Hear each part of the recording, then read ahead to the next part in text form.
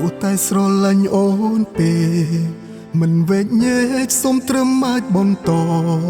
តែយូរទៅបងដូចមនុស្សកំដរអូនត្រូវការពេលណាក៏បានបងក៏ចេះហត់នឹងពីបាយបងជប់ប្រកា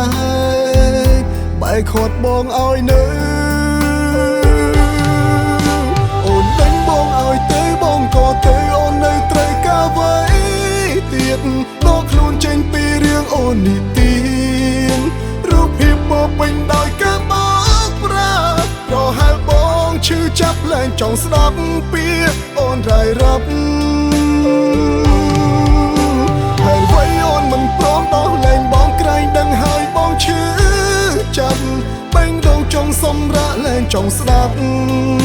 ពាក្យពេញចេញពីមាត់អូនរាយរាប់នៅយូរទៀតខ្លាចឈឺដល់ក្បែរស្លាប់អូនក្បត់ហត់ហើយសម្រាប់ទៅ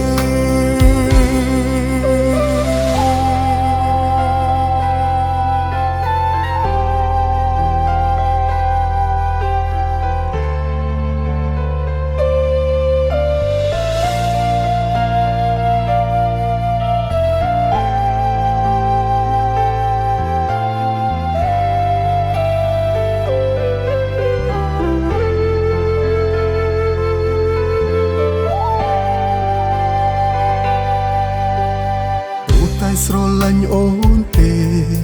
មិនវែកញែកសុំត្រឹមអាចបន្តតែយូរទៅបងដូចមនុស្សកំដរអូនត្រូវការពេលណាក៏បានបងក៏ចេះហត់នឹងពីបាយបងជប់ប្រកា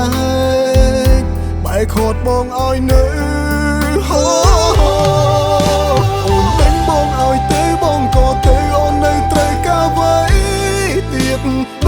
ចេញពីរឿងអូននេះទៀតរូបភាពមកពេញដោយការបោកប្រាស់ប្រហែលបងឈឺចាប់លែងចង់ស្ដាប់ពាក្យអូនរាយរាប់ហើយអ្វីអូនមិនព្រមដោះលែងបងក្រែងដឹងហើយបងឈឺចាប់បេងដូងចង់សម្រាកលែងចង់ស្ដាប់ពាក្យពេញចេញពីមាត់អូនរាយរាប់នៅយូរទៀតខ្លាចឈឺដល់ក្បែរស្លាប់អូនក្បត់ហត់ហើយសម្រាប់ទៅ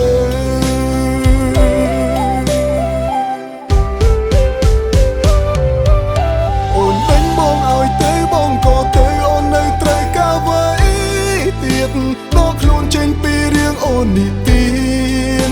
រូបភាពមកពេញដោយការបោកប្រាស់ប្រហែលបងឈឺចាប់លែងចង់ស្ដាប់ពាក្យអូនរាយរាប់